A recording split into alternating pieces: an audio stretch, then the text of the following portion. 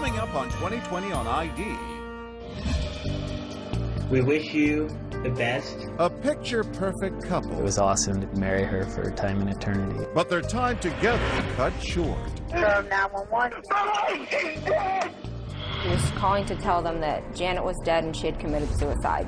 We automatically knew that was not right. What would a second wife learn about the death of the first? That night I stayed up until about 4 o'clock in the morning. The mysterious death of Janet Abaroa. And a big, joyful family. It was a house of love and peace and fun.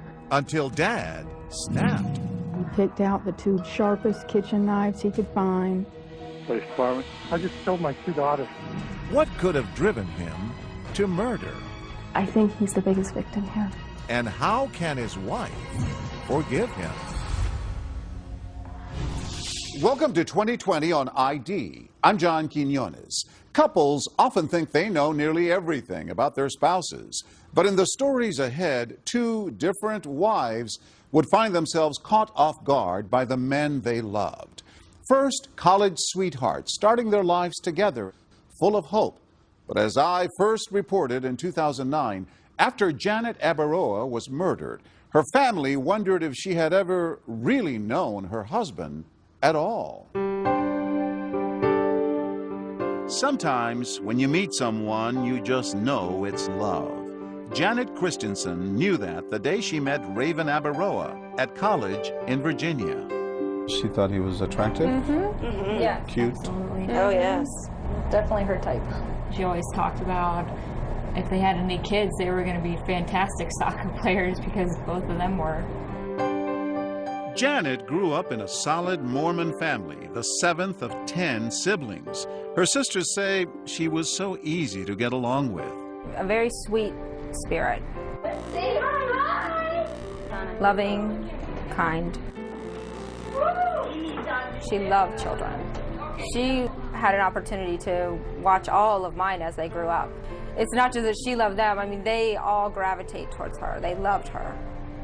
Janet was also a natural athlete and went on to play soccer at Southern Virginia University. She already had a boyfriend, but Raven Abaroa swept her off her feet. And it seems Raven was smitten too. She was beautiful, attractive. I just felt so much comfort when I was with her, and we just started this journey of getting to know each other that was just, it was amazing. What would she say about him? She was just infatuated. I mean, he has this going for him. He's going to be successful. He tried very hard to make everybody believe he had the perfect life. Janet was convinced that Raven had that perfect life. And 2 years later, they married at the Mormon Temple in Washington, D.C. It was awesome to be able to kneel across from her and marry her for time and eternity. The Abaroas settled in southeastern Virginia, where Tim Dowd and his family were their neighbors. We were just part of a big family. They both came from big families, and they didn't have any family in the immediate area, so they kind of adopted us and hung out at our house a lot. Hey everybody, Merry Christmas. On their Christmas video card to their families, the Abaroas seem like the perfect, happy couple. We wish you the best and the warmest feelings this holiday season. Janet, what would you like to say? I would like to say Merry Christmas and a Happy New Year. Life was looking good for Janet and Raven. Yeah, he appeared to have his act together. I mean, he was young, newly married, had bought their first home, you know, had a couple nice cars, you know, and a motorcycle, and like, wow, this guy's kind of off to a pretty fast start. They both get jobs with a big sporting goods company, and the couple moves to Durham, North Carolina.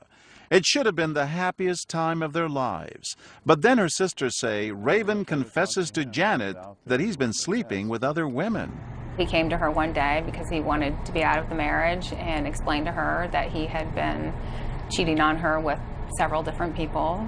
And very soon after that, she found out she was pregnant.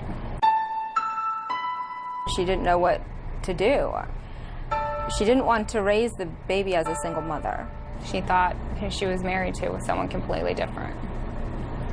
And despite finding out that he was somebody completely different, still being torn whether to stay with him and be with him because she had made that commitment to him and to God. In the spring of 2004, 2.5 years into the marriage, Janet asks the Dowds if she can visit them for a few days. We said, sure, come on up. You could tell she needed somewhere to go. She was crying, very distraught, and she told me she loved Raven and that she didn't want to have this child by herself. She loved him, she wanted him back, but not under the conditions when he left. Tim agrees to talk to Raven. After all, he sees him almost like a son. And I kind of read him the riot act in a major way. You know, what the hell do you think you're doing? You're married, your wife is pregnant, you need to grow up real quick. Oh, he promised, swore up and down that he would no longer cheat on her, that she was the only one for him, he would make it work. On October 17, 2004, Janet gives birth to a son, Caden. Raven appears to be a great dad and is in awe of his son. But then another blow. Raven is caught stealing from his job and is fired. Co-workers say Janet is so embarrassed that she resigns, but she doesn't give up on Raven. He would eventually plead guilty to 5 charges of embezzlement, but he's able to avoid serving time in jail. Raven finds a new job with a computer company, and the marriage seems to be on the mend. It's the evening of April 26, 2005. Janet is doing the laundry, and Raven is working in the house.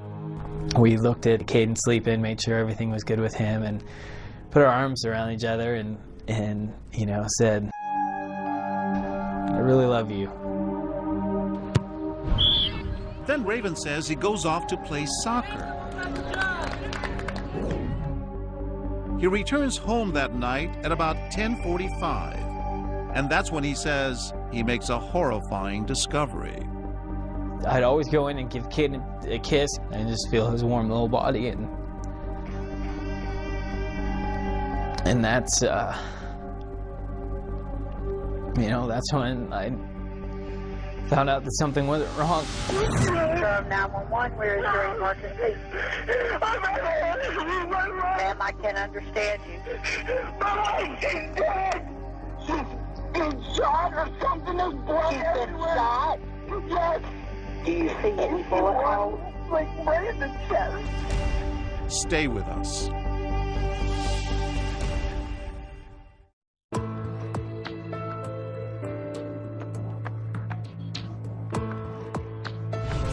The marriage of Janet and Raven Abaroa looked rosy at the start, but only 2 years later, it was beginning to unravel. Still, nothing could prepare Janet's family for the horrifying news they were about to receive. It's 5 o'clock in the morning when Janet's parents get a phone call from Raven.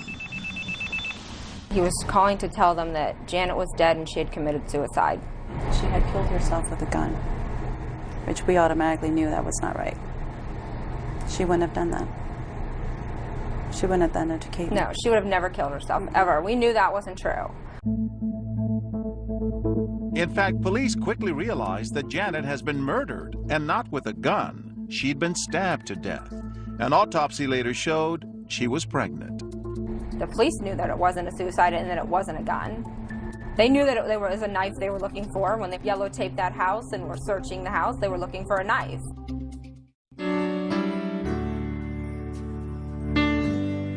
But at Janet's funeral, everyone puts their questions aside to watch this loving tribute played for her family and close friends.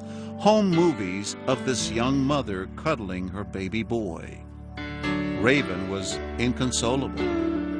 Crying all the time, falling apart. I was mourning the loss of my best friend and of my wife and of Caden's mom.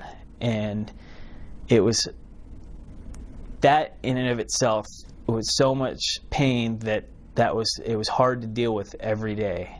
Janet Abaroa was found inside her Farron Drive home last with what appeared to be a stab wound in her chest. Durham police have not named any suspects, but will only say her murder was not random. We're looking for anybody with any information on this case to call us. Raven knew that he didn't want to raise his young son on his own. In an interview with the TV show North Carolina Wanted, he talked about what it's like for Caden to be without his mother.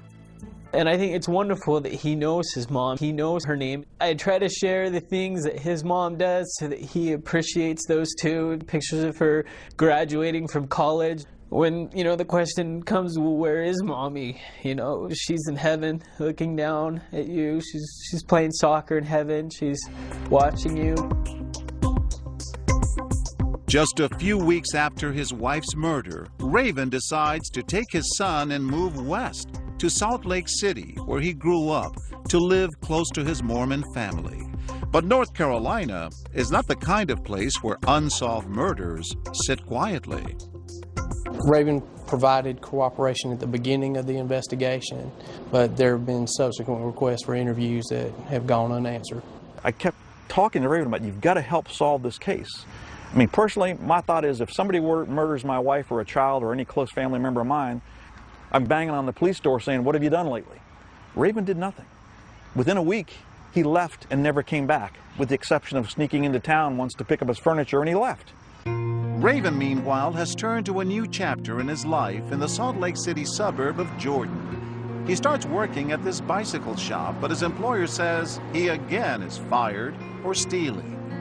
But then, 2.5 years after the death of his first wife, Raven meets Vanessa Pond, a single mother whose daughter Aria is in the same daycare as Raven's son, Caden. But Vanessa, according to her father, is definitely not interested in starting any romance. I used to jokingly refer to her as the president of the Man-Haters Club. But sometimes when you meet someone, you just know it. And soon after Vanessa meets Raven Abaroa, she's in love. What was it about him that you liked? He seemed very upfront, very honest and genuine. And I found out that, you know, he was a single father, and I really, really admired that. I'd been a single mom for 5 years. I know what it takes to raise a child. I thought, you know, maybe I'll give him a chance, because he could be a fantastic father, fantastic husband. So He might be. I finally fell for the nice guy, is what I thought. Did he mention his ex-wife, or what happened to her? Yes. As we were just starting to date, he just mentioned that my wife actually died. And so that I immediately felt so sorry for him and Caden, and to take them in and give them all the love that they're missing out on. Did he say she was murdered? He said that there was an intruder, and that she was killed, and that he'd found her, and he'd left it at that. And so did Vanessa. That is, until she started researching Janet's murder on the internet. Murder of Janet Christiansen Abaroa. That night I stayed up until about 4 o'clock in the morning, reading blogs, watching his interviews, reading all the news stories about it, and going out of my mind. Thinking what? I thought, you know, there's no way. And I remember watching the interview, and I wasn't convinced. That he was innocent? That he was innocent.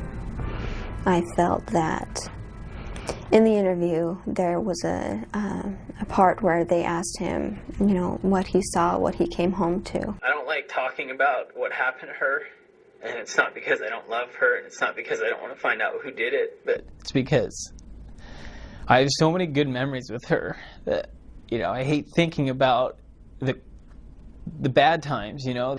For me, I just, honestly, I cannot even come to relive all those moments again. And, you know, even today when I've been prepping for weeks to come talk about it, it's so hard to even want to say, you know, this is what I saw, because it's not something I want to see again, ever. And that's how I learned that she was stabbed. So I went over and I spoke with him, asked him the questions that I had, and he removed any and every doubt from my mind. Raven may have been able to convince his new girlfriend, but back in North Carolina, Janet's family and friends had many theories about what happened to Janet. And they say all their suspicions pointed toward Raven. I knew he killed her. The morning I found out, the exact second, there was no doubt in my mind. And my instantaneous nanosecond reaction was, oh my God, Raven has killed Janet. And they wonder, if this was a break-in, why was Janet's jewelry left behind? Her wedding rings were on the counter, right where the supposed break-in happened, where the door was left ajar. Sitting right there. Nothing else was missing except his laptop and the knives.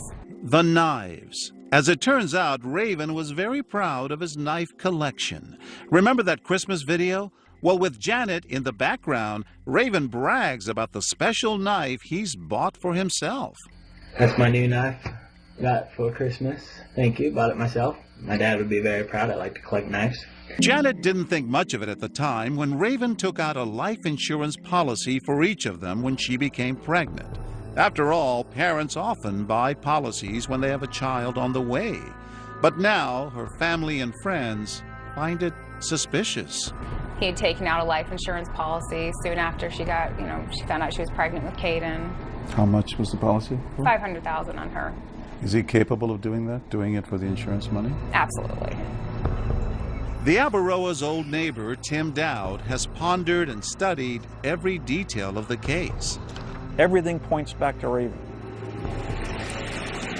But 2,000 miles away in Utah, Raven's new girlfriend, Vanessa, is convinced this poor, grieving widower needs to be loved and cared for. He started talking about me moving in after probably just a few weeks. And that was very, very fast for me, especially since I had my daughter to think about. And I told him that I wouldn't be moving in with anybody if I wasn't at least engaged to them, knowing that I'm going to spend the rest of my life with them.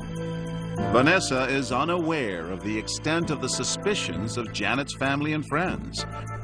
Were you worried that this might be a mistake? I didn't have a question in my mind at the time.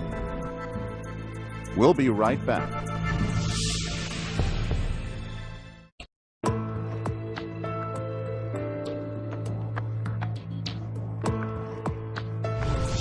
Young mother Janet Abaroa has been stabbed to death, and her siblings suspect Janet's husband Raven had something to do with the murder. Meanwhile, Raven has started a new life out west and fallen in love again. Can he bury the past, or will it follow him? Nearly 3 years after the murder of his first wife, Raven Abaroa asks Vanessa Pond to marry him. But Vanessa's father, a former police officer, has a cop's hunch and a father's instinct. The Christian side of me wants to believe that he's innocent until proven guilty. The police officer side of me says there's something wrong with this picture somewhere. So, as concerned parents, they have a candid discussion with the man their daughter has fallen in love with. They asked him if he had had anything to do with his wife's death. His response was, he kind of sidestepped the question, and he didn't say, yes, I did it, or no, I didn't do it. He said, I loved my wife. I loved her so much. Which insinuates that he didn't do it, but he didn't come right out and say that he didn't. And he was in tears, and she went over and put her arm around him to console him and comfort him. She says, no, I know the guy by now, and I'm really convinced that he's not guilty of this. At the end of it, they still had their reservations, but soon after that, Raven asked my dad for my hand in marriage. Vanessa and Raven have a beautiful wedding in her parents' backyard. As they leave for their honeymoon, Vanessa's mom gives her a kiss and Raven a message. Just take good care of my little girl. He promised me he would. But then, on one of the nights of their Las Vegas honeymoon, Vanessa says Raven tells her something she still wonders about to this very day. Then he started talking about Janet and how mad he was after she died. Not how sad, not how heartbroken, just mad. At whom? Just that she was dead.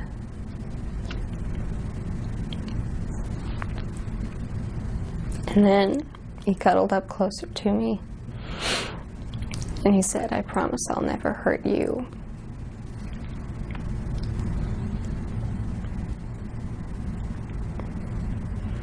I didn't know what to think about that or how to feel about that. It scared me. How'd it go? When Janet's sisters learn Raven has remarried, they feel the duty to talk to his new wife, Vanessa, and they have a dire message. We just wanted her to make sure she was aware of things that had been in the news about him, that she would know what she was getting into, and that we were fearful for her. I was heartbroken. I did not want to believe at all that he had done this. And she says Raven was beginning to act in ways she just couldn't understand. Within moments, he could switch. He could say the most horrible things. I was an effing whore, a lot. An effing B word.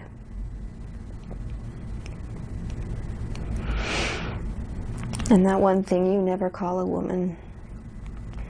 That C word. And then moments later, you would apologize. "I'm sorry, I was just mad. That's just what I say when I'm mad. That's just what I do."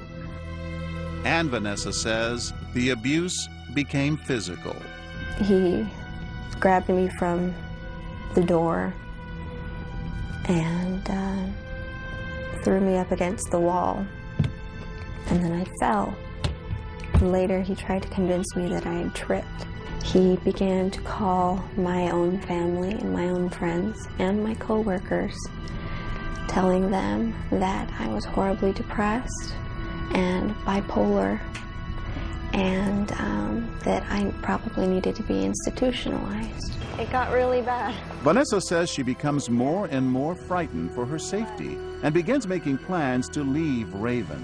But her parents say she's trying to hide it from everyone. She can put on a really good front for being happy. And I think that she was pulling every resource she had within herself to give that illusion of happiness in her marriage. It was the week before Thanksgiving, I think it was, when she came to us and then told us the ugliness of it all and felt she needed to get out of it.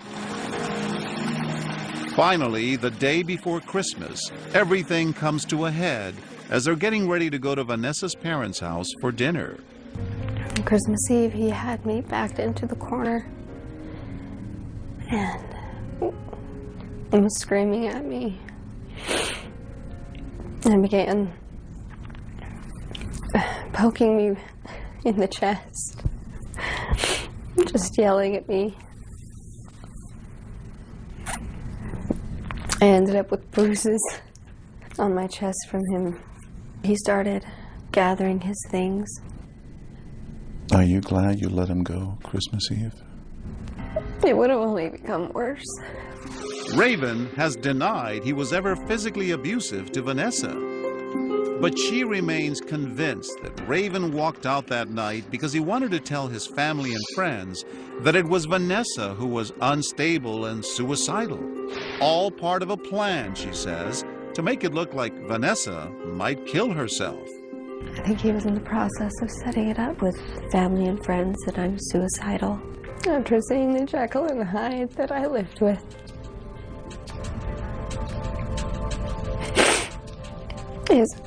His eyes would just change. It was very scary because you didn't know what to expect. It's one thing to be abusive verbally and physically, but you think he's a murderer? Yeah. Yes, I do. We have a substantial amount of circumstantial evidence. But we're looking for something that we believe will provide us with enough information to go to a jury and prove this case beyond a reasonable doubt. We would obviously like to talk to Raven.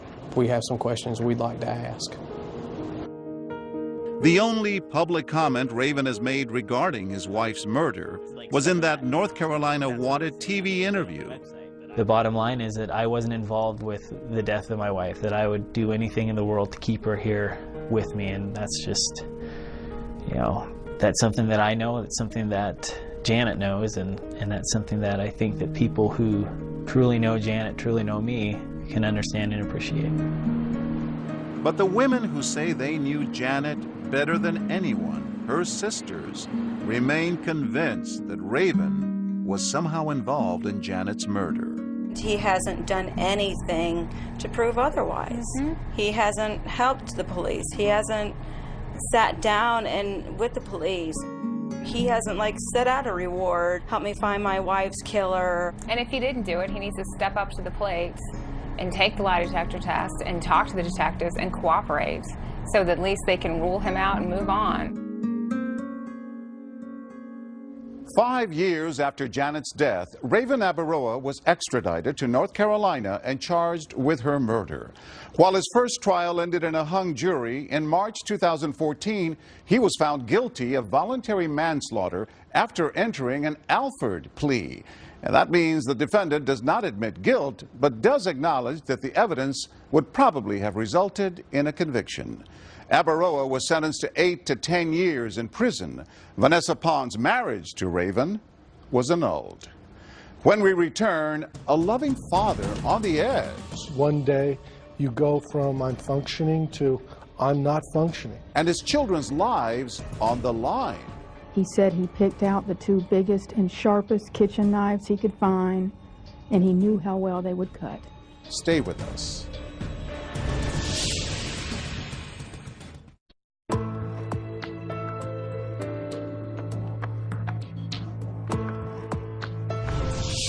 David Crespi loved his children, but even so, a shocking act of violence would change his family forever. And as Jim Avila first reported in 2008, it would also test the limits of a wife's faith and love. It was a grand house on a pleasant suburban street. There's our tree. It's Christmas. And Dad? Hi. How are you? Good. Good morning, Merry Christmas. Good morning, Merry Christmas. Tess, say hi. Hi, we open up presents. Yes, just a minute. Filled with children, laughter, and a pair of adoring parents. Dylan, Josh, where's Jess? It was a house of love. It was a house of love and peace and fun. I had the American dream. I had a beautiful home with great neighbors and friends. I was senior vice president for a Fortune 100 company.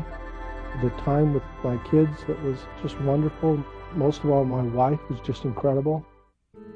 David and Kim were married 2 years after his first wife died of brain cancer, leaving him with 2 small children. And their family grew quickly, 5 Crespi kids in all, as Kim gave birth to a son, and then 4 years later, their pride and joy, the final happy addition to their family, identical twins, Tessera and Samantha.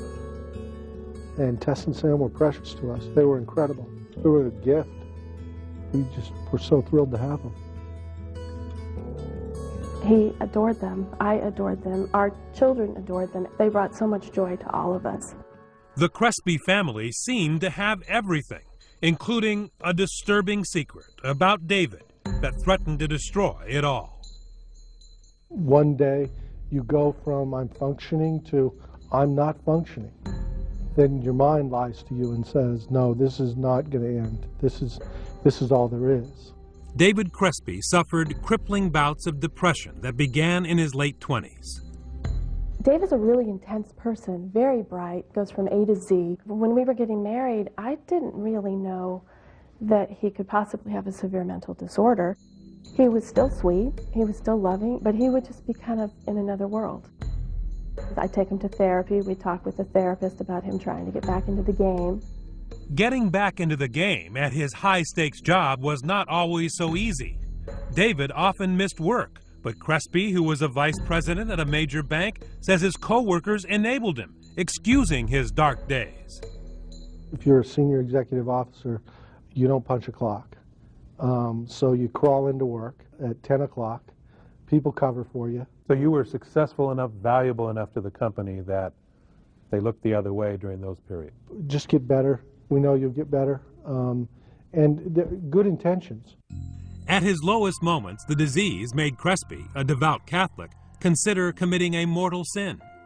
I was suicidal. I attempted to take my own life from a car in the garage, running a car in the garage, hung off a bridge in California. How many times do you think you tried to commit suicide? About 4 or 5 times. He promised he wouldn't commit suicide. He wouldn't kill himself. And he goes, I won't do that. It's not my faith. It's not what I believe. It's not who I am. I did promise her that I wouldn't do it. But again, I was reasoning with an impaired, unstable mind isn't something where people can take that to the bank and rely on it. Happy birthday to you. That promise did not stop the dark, dangerous thoughts. It just changed the focus to a new, different target. I thought about killing other people. Were your thoughts about hurting strangers or your family members? Family members. They were just people that were around me. Were they detailed thoughts, or were they just sort of random? Irrational, random, crazy thoughts that horrify me. And did you tell your therapist about those? No. Did you tell your wife about those thoughts? No. So you kept those to yourself? Because I didn't think they were real. He's not able to engage with people. He's being very antisocial. He's saying, I'm going to lose my job. We're in financial ruin. And I'm sitting there thinking, I don't think those things are true. Kim took her husband to see his psychiatrist, who she says told Crespi he was, quote, catastrophizing. He recommended antidepressants, but Crespi complained that the Paxil he had previously been prescribed caused him to gain too much weight. So he says his doctor switched him to another antidepressant, a move that the Crespis claim would prove disastrous. When people are started on medication, monitoring is essential because their mood may become quite changeable as the medication kicks in. Clinical psychiatrist Maria Oquendo. Is that a dangerous period of time? Anytime you introduce new medication, it's a little bit dangerous. How dangerous would become devastatingly clear. Just 1 week after starting his new medication, and only 1 day after visiting his therapist, David Crespi's catastrophic thoughts became frighteningly real. It's hard for me and anyone who grows up in this society where we think you're the master of your destiny and you control your own thoughts. Well, there's a part of the mind where you don't. This is not his character. So this is not the Dave Crespi you knew and loved. This isn't the Dave Crespi you know today. This is the Dave Crespi of that moment. Impaired by medication, by a misdiagnosis, by no monitoring, by psychosis, and Tess and Sam are in the wrong place. Stay with me.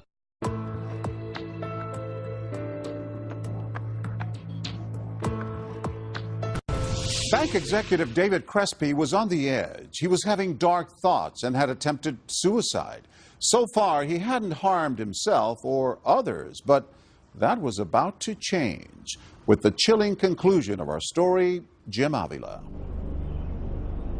In January 2006, David Crespi was again suffering a bout of deep depression. Unable to work, the happy life he and his wife Kim had built over the last 10 years was about to tragically crumble. David was at home with his wife and their 5-year-old twins. Kim ran out to get her hair done, and the girls asked him to play. For David Crespi, the scene had been set. We were playing a game. We were playing hide and seek, and it just came to me that there is no future. There is nothing, and this was all set up as a sign. Kim left to get her hair done, and that's the way it's all aligned for them to die. While the kids were hiding around the house, immersed in hide and seek, David Crespi took knives from the kitchen cabinet. I stabbed them, but I never saw them. I held them down and made sure that they were not facing me. After murdering his daughters, Crespi matter-of-factly changed his clothes and grabbed his car keys, in order, he says, to drive off and commit suicide. And then I remembered that I couldn't kill myself because I promised Kim I wouldn't. That's when David said he heard a voice coming from the sprinklers on his front lawn. It was saying, you have to call someone. You have to call 911.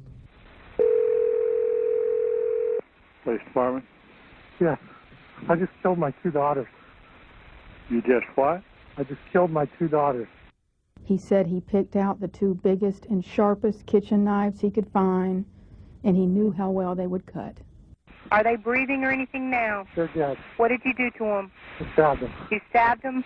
Yeah. How many times did you stab them? I don't know. Sam was found downstairs in the kitchen. She had 18 stab wounds. One of the stab wounds, the knife was still in her chest. Officers ran upstairs and found Tess in the master bathroom, and she had 14 stab wounds. They're dead. How long ago did this happen? 15 minutes. Well, there still might be some time. We still might be able to help them. No, they're bleeding. They're dead. I have seen a lot of horrible things, but there is something about the murder of a child. And to see the murder of 2 children that are identical twins, it's like mirror images of murder. Crespi was arrested, taken to jail, and placed on a suicide watch. Prison psychologists examined him and concluded that he suffered from a serious mental illness, not simple depression, but the much more dangerous bipolar disorder, sometimes known as manic depression. There are situations in which the person can have both symptoms of depression and symptoms of mania at the same time. Those are very, very dangerous because the person often has the energy of mania and the despondency of depression. And that can be a fatal combination. David Crespi, who was charged with stabbing the girls to death. And at first, it was just local news, a tragic story of a father taking the life of his children. It became a national whisper campaign when Kim Crespi did what you could never imagine a mother doing. The battle of mental illness raged, and the most innocent members of our family are lost to this life. She continued their marriage and love affair in weekly visits to prison, blaming everyone but him. Kim Crespi forgave the husband who killed her kids. How are you? See you. You're good. How can I forgive him? It's grace. But it's also a choice. I don't have any regrets. I married my soulmate. I'm still married to my soulmate. And Dave needs me. So there's lots of reasons to get up in the morning and see what God has for us, you know. Are you amazed that she could forgive you? What did she tell you? I can't remember the exact words, but I just remember the love. And I just remember her sorrow for them and her sorrow for me. And I remember just being awestruck by that. Why can't you just turn your back on Dave? Why would I? Because he killed our girls. I think he's the biggest victim here. Sam and Tess are gone, but they're in heaven, and I believe heaven is so glorious that I wouldn't want them back for 1 minute for them. They're fine. We're not. Dave, especially not. Kim Crespi blames the death of her children and David's predicament on psychiatrists and therapists who she says missed a critical diagnosis, finding in his dark moods depression and not the more serious bipolar symptoms. One of the things that makes it difficult to diagnose bipolar disorder is that usually when the person is euphoric, you can imagine that they're not that interested in treatment because they feel good. And they present for treatment usually when they are depressed, when they feel terrible. And it often takes a lot of uncovering to figure out that it's a bipolar disorder. According to a study conducted in 2001, it takes patients an average of 10 years and 4 different psychiatrists to arrive at a bipolar diagnosis. David Crespi says that's what happened in his case. And at what point did you start to think, or did others start to think, that this was more than depression, that this may be manic depression or bipolar? It wasn't until I came to prison. I mean, the best psychiatric care I've got in my life has been in this prison. Crespi believes that success blinds. His big house in the suburbs, the big job in the skyscraper, perfect family, no drug problems, all fooled doctors and therapists who may have overlooked his bipolar symptoms. When you're in a $1,200 Hickey Freeman suit and you tell them what you do for a living, that to some of them could be intimidating. Crespi has traded in forever his three-piece suit for a prison-issued uniform, and the antidepressants have been replaced by the more powerful lithium for his bipolar disorder. Are the dark thoughts gone? Oh yeah, totally. I haven't been depressed since I came to prison because I've been correctly medicated. It's a blessing. People that say that he's fine now and he's fixed, they all thought he was fine then. Nobody saw this coming. The only person that saw it coming is David Crespi. Prosecutor Marcia Goodenow believes that circumstances would have been very different if Crespi had been honest with his psychiatrist from the beginning. He never told them what he wanted to do to his family, but then wants to say that the system has failed him because he wasn't properly diagnosed. He alone could have stopped what he did to his family if he had just told somebody what he was thinking or feeling. Crespi avoided a trial by pleading guilty to 2 counts of first-degree murder. The former bank vice president is living his life sentence without the possibility of parole in an 8x12 prison cell in North Carolina, where he keeps pictures of his slain twin daughters on his wall. I loved him dearly, and I miss him, and my life and the lives of all the people I love will never be the same. Except for Kim's Saturday visits, David Crespi is virtually alone, a man blessed by the forgiveness of his family, but cursed by the ironic clarity his new medicine gives him, allowing him to be forever haunted by those images that line his cell.